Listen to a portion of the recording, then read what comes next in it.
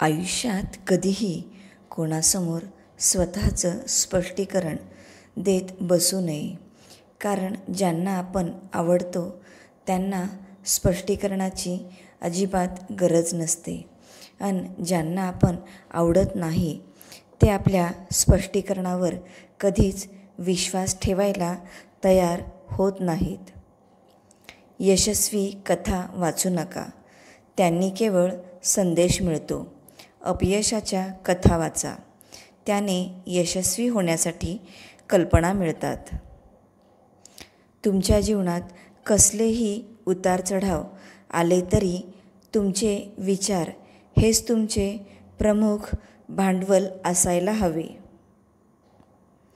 जगण्याचा दर्जा आपल्या विचारांवर अवलंबून असतो, परिस्थितीवर नाही.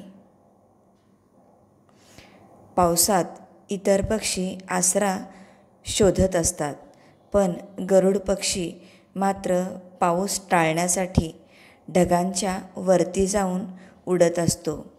समस्या एकच असते, पण दृष्टिकोन वेगळा असतो.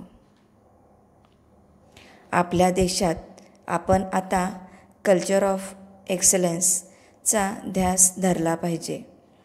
अर्थात कोणतीही गोष्ट सर्वोत्कृष्ट पद्धतीने करण्याची संस्कृतीच आपण निर्माण केली पाहिजे.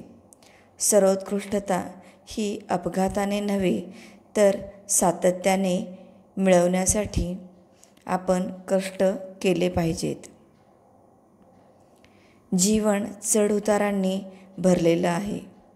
जेव्हा तू काहीतरी मिळवण्यासाठी प्रयत्न करत असशील तेव्हा कधीकधी अपयश देखील येईल, पण तू सातत्याने प्रयत्न केलेस तर तुझा विजय निश्चित आहे. काय आहे कल्चर ऑफ एक्सलन्स? दररोज स्वतःशीच स्पर्धा करत स्वतःला सर्वोत्कृष्टतेच्या दिशेने पुढे नेत राहणं. कालपेक्षा आज अधिक चांगलं करत राहणं आणि स्वप्न बघणं. स्वप्न पूर्तीसाठी लक्ष्य ठरवणं. एक लक्ष्य साध्य झालं की त्यापेक्षा मोठं लक्ष्य स्वतःपुढे पुन्हा ठेवणं आणि अशा प्रकारेच जगत राहणं. यामुळे आपल्यापैकी प्रत्येकजण स्वतंत्रपणे झळकत उठेल. आयुष्यात येणाऱ्या कठीण परिस्थिती ह्या काही तुम्हाला उद्ध्वस्त करायला येत नसतात. ते तर तुम्हाला तुमच्यामधील सुप्त क्षमता आणि ताकदीची ओळख करून देण्यासाठी येत असतात. म्हणून कठीण परिस्थितींना देखील कळू द्या की तुम्ही देखील खूप कठीण आहात.